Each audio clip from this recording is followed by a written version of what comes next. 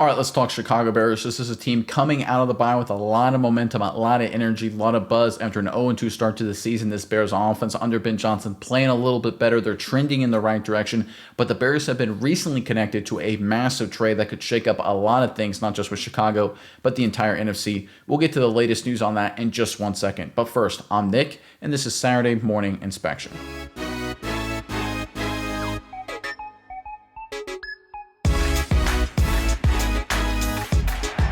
Are the Chicago Bears, after starting 2-2 for the second straight year, looking to build on some momentum with a massive matchup, of course, in Week 6. But one of the things with the Bears that's been lurking for a few days now, there's been some things going around with the rumorville involving some Bears trades. Obviously, the speculation runs rampant this time of year. But one of the things that really jumps out to me is that when you get the rumors paired with people that just cite that are from cold hard data people. So one of the accounts I really like is SpotTrack. They're a salary cap website, right? That's really what they do, transaction website, right? They just live off of data and good solid reporting. They're not a guy trying to drive engagement or anything like that. They let the numbers and just what the facts do the talking, right? That's their whole model, and they're a good website. Highly recommend the SpotTrack folks.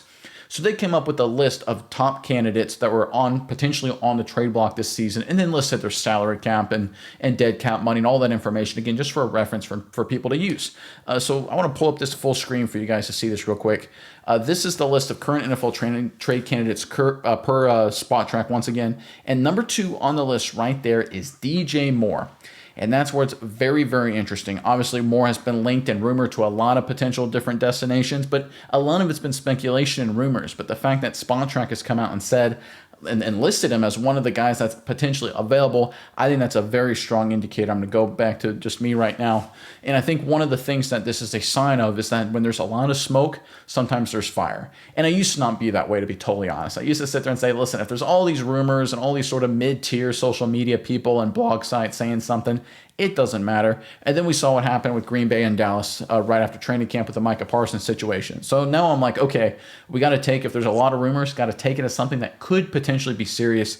And look, there's a lot of stuff going on. In fact, let me just pull up one screenshot right here that I took. I went on Google for like 5 seconds, guys, and I just took, a quick snapshot of a bunch of different things just on DJ Moore, and there's just so many different things going back weeks ago, a couple days ago. Everyone talking about DJ Moore getting traded, people talking about, what the Bears could get for DJ Moore. Other teams, if you look at other team sites, them trying to get more. The Pittsburgh Steelers have been linked to a wide receiver. DJ Moore is one of them. People talk about the Tennessee Titans getting rid of Jeffrey Simmons for DJ Moore, a guy like that, because pair with their young quarterback. So there's a lot of rumors and a lot of speculation. And when you pair that with the smart data-centric folks saying, listen, there's a real good chance this could happen, I think it's got a decent chance of happening, guys. Now, look, the reality is the Bears are in a tough situation because DJ Moore's still a good player, but it feels like he's not integrating into the Ben Johnson offense as well as some other players are, like Rome Odunze, for example. And they still have Cole Kmet, they still have Colston Loveland, they still want to run the football, they still have Luther Burden, right? So at a certain point, you have what I call the one ball problem, right? There's only one football, right? You can't,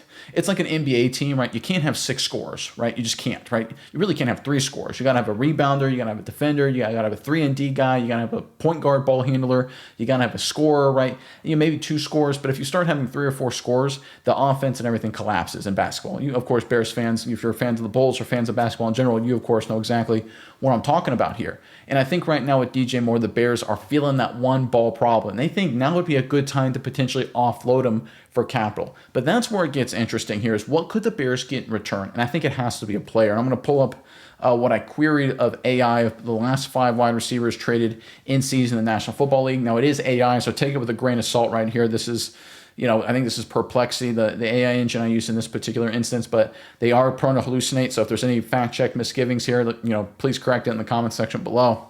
But from the AI, I talked about the last 5 receivers traded was Jalen Polk, who was a backup, really wasn't anybody, so that's nothing really comparable. Deebo Samuel was traded for a 5th-round pick. That, of course, was earlier this year. Mike Williams was traded for a 5th-round pick, Hopkins, 5th-round pick, and Jerry Jeudy for 5th and 6th-round picks. So obviously they all have kind of different kind of vibes to them, but I think the Hopkins, Samuel, Williams is close, although I think Moore is better now than, guys like Samuel are at this point in their career. But you can make an argument that that's kind of, especially where DJ Moore's cap hit sits, what the Bears would get in return in terms of draft capital, or at least ballpark, right? They may get a 5th and a 6th. They may get a 4th. They may get, a 4th and a 7th, but they're not getting a 2nd-round pick. They're not getting a 3rd-round pick. I mean, if they do, that's great. I mean, certainly you take it, but it just doesn't seem likely. So then it comes down to Bears fans. That's my question for you: is it worth it, right? Is it worth getting some defensive tackle depth? Maybe a good player. Maybe Simmons for more. Maybe that makes sense. Talking about the Tennessee Titans, Jeffrey Simmons. I mean, there's a lot of smoke here, and I think a trade could be percolating. Ryan Poles, year one of Ben Johnson. Now's the time to offload talent that doesn't integrate into Johnson's offense. Because the worst thing you want to have happen is DJ Moore, let's say, play out the rest of the season and just finish the year with disappointing numbers and just becomes less valuable. In fact, while I'm talking to you guys, I'm gonna try and extrapolate out DJ Moore's statistics for the rest of the season if he carries out the rest of the way it's projected. So he's still projected right now to get 68 catches for 735 yards and 4 touchdowns, right? That's pretty darn good, right? That's solid. But if you look at DJ Moore, the last few seasons, right? 96 catches, 98 catches, right? So he goes from being a Pro Bowl, like almost 100 catch season, like worth a lot, to a guy catching 70 balls a season on the decline, trending in the down direction. Your value drops significantly. So now for the Bears, is that now the best time to trade him if he's not integrating? I think it makes sense. This is one of these trades that I think when push comes to shove, it's just too good of a deal for the Bears to potentially not do it in terms of getting a lot of value, right? Or at least as much value as they can. Now, I like DJ Moore. I think he's a good player, and I think he can potentially integrate into this offense. But let's be totally honest here. Williams and O'Dunes, they have that connection with Ben Johnson. We know Colston Loveland's going to get opportunities. The Bears are going to want to run the football and try and do it better eventually, right? Johnson is really trying to hammer that home. And they got a bunch of other guys as well. Luther Burden's a young, cheap, talented wide receiver, of course, rookie out of Missouri. At a certain point, you've got the one ball problem and you got to make a move. You got to make a play. And I think trading DJ Moore, there's this much smoke. There's got to be a lot of fire. I think, honestly, it makes too much sense to not make this kind of trade. All right, Bears fans, I'm curious what you have to say about this. So let us know in the comment section below. Are you open to trading DJ Moore? And if so, for what? What would you consider? Like, is a 5th and a 6th round pick not nearly enough? Do you want a certain player, right? Is there any objections you have, any concerns you have? Give us all thoughts and opinions you have when it comes to the Bears and potentially trading DJ Moore and what they could get in return. Put it in the comment section below. Because it's one of those things with the Bears, and you just look at this team, you have to make a decision of, are they a win-now team in terms of they're in full-on, full-speed title mode, like now? Or are you trying to build a young core together? And if you look at this division, to be totally honest, you look at the Detroit Lions win-now mode now, of course. The Packers obviously are, right? Because they traded their next 2 first-round picks and a lot of cap space for Parsons. So if you look at the Bears, year one under Ben Johnson, do you want to win? Absolutely. But what's more important, to win 10 games in 2025 and then win 10 games in 2026 and win 9 games in 2027, let's say theoretically, which 3 good seasons, 3 winning seasons, you'd probably take that. Or trade DJ Moore and win, say, 7 games in 2025 and then 11 in 2026 and then 13 and be the number 1, number 2 seed in 2027, right? I take door number 2 personally. Right, because if you look at by 2027, the Packers, they'll feel the hit of their cap issues with how much money they're paying Parsons and Love. They won't have the first round picks. The Lions will be older, right? They're still going to they're a good football team this year. They'll be good next year, but eventually the wear and tear, and they'll feel the cap hit as well because they're going to have to throw a lot of money at Hutchinson. The Bears, Caleb Williams will still be cheap. They'll have all this young talent. They'll have been playing together for a few years under Ben Johnson's offense. I think you make the play for a little bit long-term strategy. Maybe you trade DJ Moore and get some assets and allow these young core to work together and pick up some capital along the way. I think it makes sense. I think it would actually be a really smart move for Ryan Poles to make. You guys may disagree, and again, feel free to give your comments below, but I think this is making too much sense for the Bears to not at least heavily explore.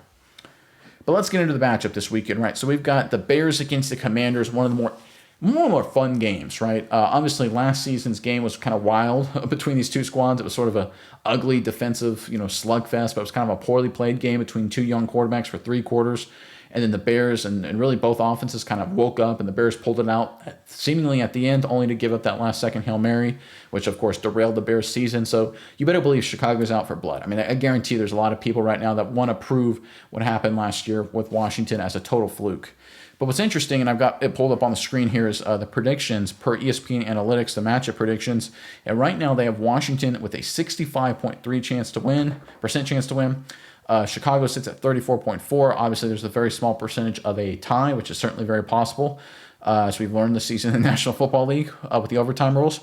But right here, the Commanders are almost 2-1. Like the Bears at 34, Washington at 65, not quite 2-1, but pretty close based on ESPN Analytics.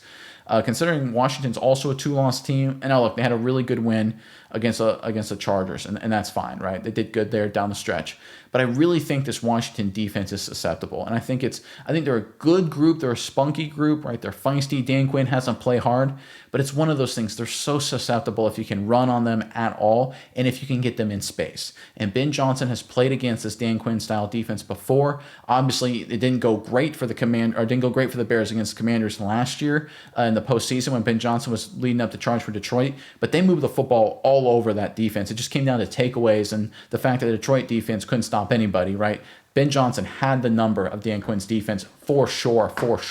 And I think we can expect a similar thing this weekend Monday, big if here, the Bears can run the football. I think you've got a good chance to do that because you've got a group right here for Washington. They're a little light. They rely on Bobby Wagner to make all the plays at linebacker. If you can attack them and get some big plays early and then run the football in the third quarter, I can see this game trending sort of almost like the Cowboys game earlier this season, right? I think it has a good chance to be that kind of performance for the Bears, at least how they look on the field. But when you go into the odds makers, here's where it kind of gets even more interesting. The Commanders are a 4.5-point favorite at home. Now, 4.5 points at home is sort of basically the sportsbook saying the Commanders have a slightly better roster, about 1.5 points better. The home team in the National Football League usually gets plus 3 points. So you can see here Commanders favored by 4.5. So the sportsbook say Washington 1.5 better. Again, we're so early in the season still. I know it's week 6, but there's a lot of these odds that are just based a lot of what happened last year, right? They look at the Bears last year, not a good record. The Commanders did have a good record. So a lot of these odds makers are really heavily weighted toward what have you done for me, not lately, but what did you do for me last year? It's one of the reasons why, for example, the Chiefs are actually home favorites against the Detroit Lions this Sunday night, even though the Lions have looked good this year and the Chiefs have not, right? A lot of these odd makers are still they're waiting for more data of the 2025 season before they adjust. You really don't get that until week 8 or week 9. So I think that's why the spread is as big as it is. But one thing that's interesting is that the over-under has creeped up a little bit. I think that people are expecting more offense, and I would too, right? Now, obviously, the Bears making some changes on the offensive front. We'll have to see this offensive line, tackle position, see what they do there. That's been obviously a very serious position of concern. But I like the Bears here. Look, I don't know if they pull this out or not, but I really think they're going to play well. I really think if they can take care of the football and kind of allow Ben Johnson, his offense, to get into a little bit of a rhythm, generate some big plays, right? Coming out of the bye, right? Get the juice going early. I think starting fast is going to be critical because of this Commanders team with Daniels. They're such a momentum and vibes team, right? Now, they can turn it on a dime and go from being, bad vibes to good vibes, but if you can keep them off balance, right? Score big plays, create some offense, and then mix in some long drives. They're all about vibes and feels over the course of the game. They want a game to get into a flow, and then they can, build some momentum. But if you keep them off balance, you can really dominate them. That's what Philadelphia did in the NFC Championship game last year and dropped 55 on them, right? Again, it's very, very doable. This Commanders team, they do a lot of things well, but they've got a lot of serious flaws. I think Ben Johnson coming out of the bye has a great chance to exploit them. I think it's going to be a heck of a game, and I think the Bears got a great chance here to pull off the upset.